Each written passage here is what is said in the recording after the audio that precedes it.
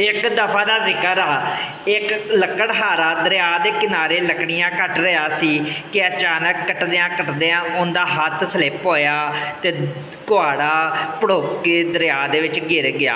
वो गरीब आदमी सी, वो कोई नवा कुहाड़ा लै भी नहीं सकता सी, उनके कोल पैसे नहीं सी। वो रोन लग पिया बैठ के। ते अल्लाह ताला ने एक फरिश्ता घलिया। फरिश्ते ने पूछया, भा तैनूं की होया? उन्हें उन्होंने अपना सारा मसला दस दिता। ते फरिश्ता जो है उन्हें दबुकी लाई, दबुकी ला के उन्हें एक चांदी का कुहाड़ा कढ़ के उनके मत्थे मारिया। उन्हें कहा, भा आ तेरा कुहाड़ा ही?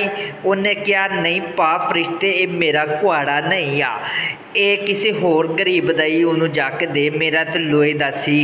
उन्हें फरिश्ते ने फिर दबुकी लाई तो सोने का कुहाड़ा ला के उनके मत्थे विच मारिया। उन्हें कहा, भा तेरा ही? उन्हें कहा, नहीं भा फरिश्ते, ये किसी होर गरीब का चक लिया है। उसने फिर दबक्की लाई तो तिन्ने कुहाड़े, जिंदे विच लोहे का कुहाड़ा उदा यानी लकड़हारे का भी सी, उन्होंने लिया के दिता।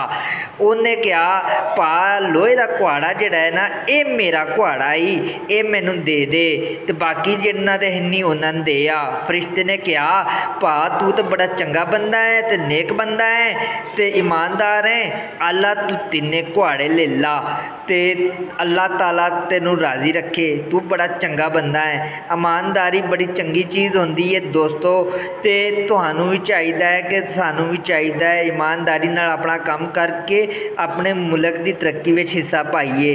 तो सानू सारिਆਂ ਨੂੰ चाहिए है ईमानदारी नाल असी अपने काम करिए। अल्लाह।